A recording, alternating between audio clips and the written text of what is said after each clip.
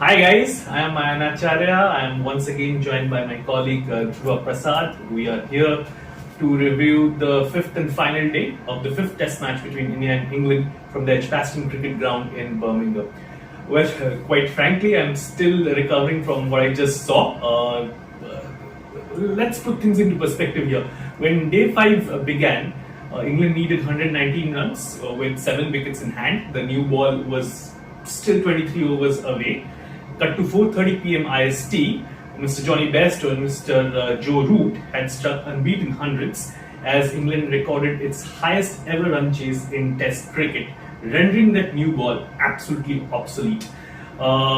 They've beaten India by 7 wickets to level the series 2-2 and thereby retain the Pataudi Trophy. But more importantly, it was in a way a vindication of this counterculture that England is trying to propagate under the new Test regime of Brendan McCullum, the coach, and Ben Stokes, the captain. So let's dig right in with Dhruva. Your opening thoughts on that performance? Well, an absolute assault on the Indian bowlers, and coming to the Indian bowlers, it's the third time India has failed to defend 200 plus in 3 away tests. So definitely a cause of concern for India. Really difficult to pinpoint where India lost the plot. Definitely the conditions also played a part. It seemed that England batted at the best time for batting in the match. So and also Jadeja was maybe a little underused, especially in the first innings. He just bowled 2 overs. But all said and done, lot of things to ponder for Rahul Dravid. Yeah, as you can see, we are still a bit awestruck because we are trying to make sense of what just happened. Because it's not every day you see a team walking out and chasing down 380 as if they're taking an evening stroll in their backyard. Because that's exactly what England did. More on what Dhruva mentioned, the Indian team bowling and the combination. A few minutes later, we'll start by talking about Bazball effect. Now, this is the 4th time they've chased down a target mix of 250. That's what Ben Stokes said when he won the toss, that he wants to chase, and hence he put India in. And given how India batted in the first innings, the number of runs their bowlers conceded, it looked like the decision was going to backfire until that run chase began. How do you look at the rich vein of form of Joe Root and Bairstow throughout? Yeah, I mean the numbers speak for themselves. Right. They have been the highest run scorers in this calendar year. Right. Root leads the list. Bairstow is second, and not to forget amongst the talk about Bazball, not to forget the fact that England has taken 20 wickets in the last 4 matches. That's how you win a Test match. You need to take 20 wickets. And before that, in the last 20 matches since the start of 2021, England had taken 20 wickets in a match only 7 times. So definitely a lot of credit to England bowlers also for their resurgence. Matthew Potts has been quite defined. He did really well in his first series against New Zealand. Picked 4 wickets in this match. So definitely credit to the bowlers too. Coming to where India lost this match, I think a lot also needs to be said about India's second innings. When India lost 7 wickets for 120 runs. I think they got a little complacent. Do you think in the second innings? I certainly feel so. They felt that the lead was enough. Right. All the more because.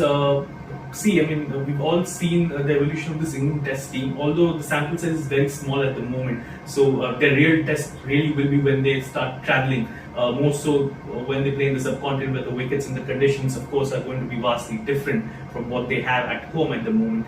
But I certainly felt with the bowling attack that India have, they perhaps thought that a target of 370, 380 was going to be enough. Vikram Rathore, though, after the 4 days, they did admit that the batters were guilty of throwing their wickets away and that they should have spent more time, if not for the score, just to eat up the number of overs, because it just felt like England, let's not even talk about their the way they went about chasing this, they had ample amount of time to chase down the 380. I mean, while it is a tough total against a quality pace attack, and well, the result notwithstanding, India's attack continues to be really good. There are questions to be asked, and they will be rightly so.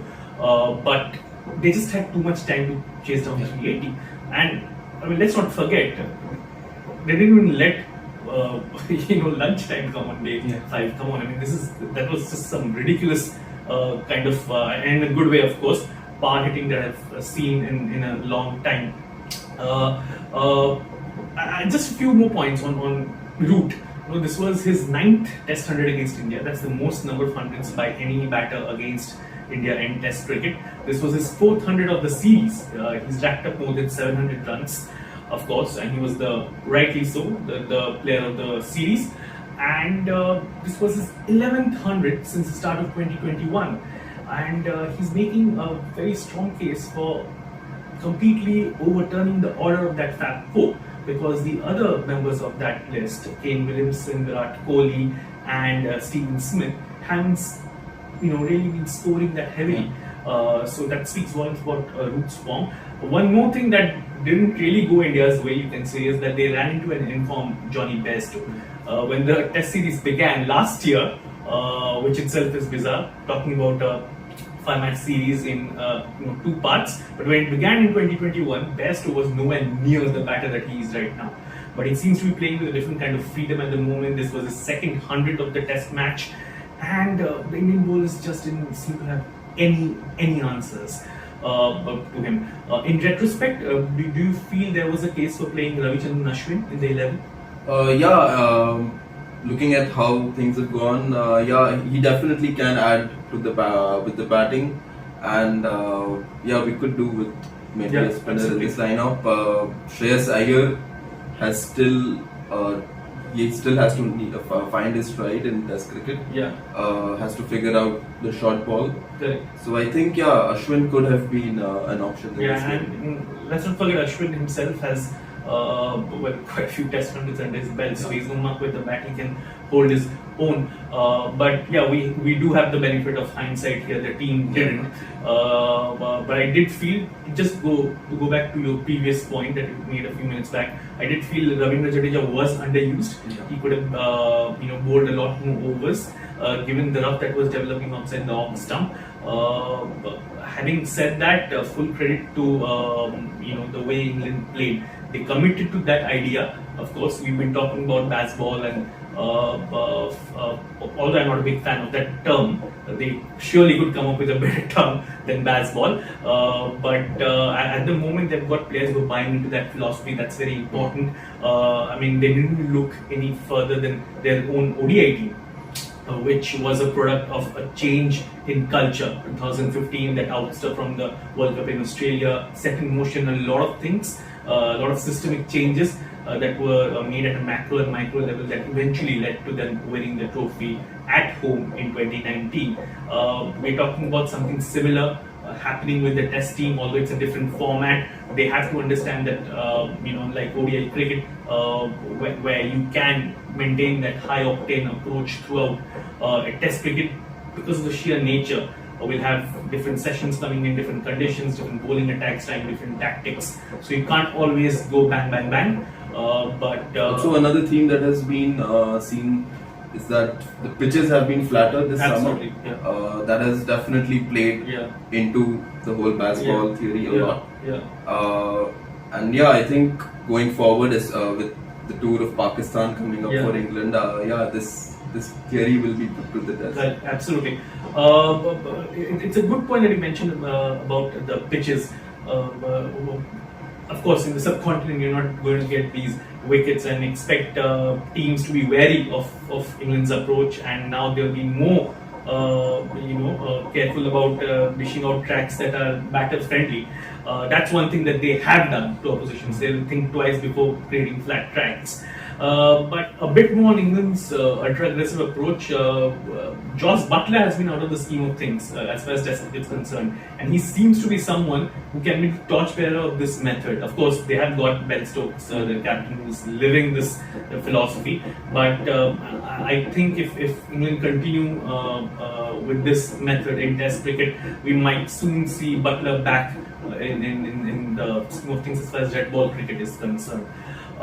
Right, so moving on, a quick word on Bumrah's captaincy. It was his maiden stint as Test captain. He did impress in bits and pieces. I did feel that there were times when he could have brought himself on a little earlier than he actually did. Maybe in phases he did underbowl himself.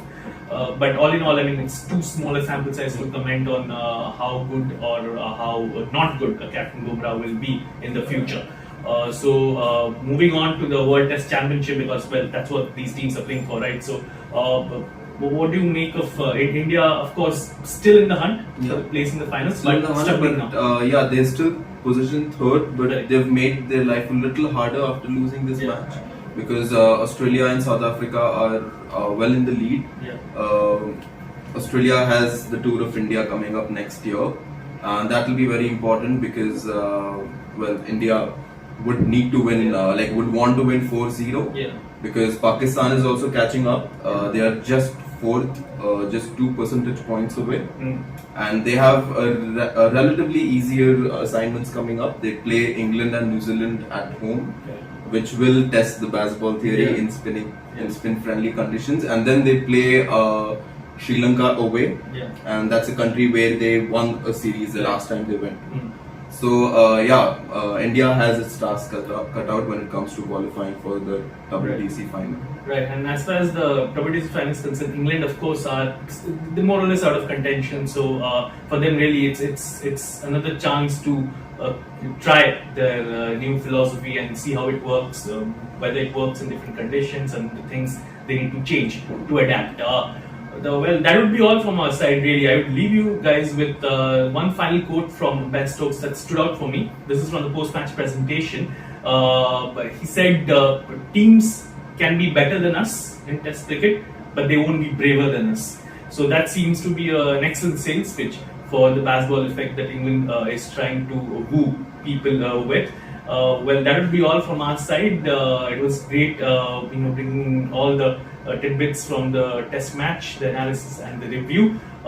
This is Ayan Acharya signing off with Dhruva Prasad. Thank you so much for joining us.